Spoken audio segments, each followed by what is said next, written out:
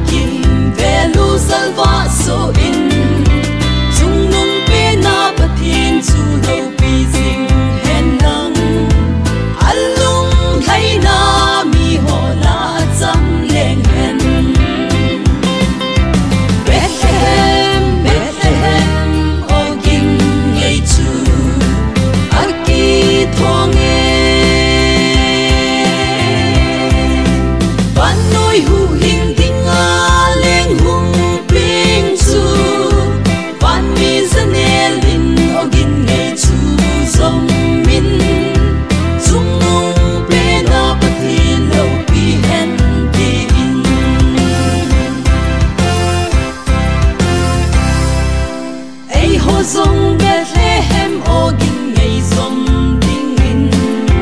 hang jing thâu in Bethlehem lam ma chiu hi te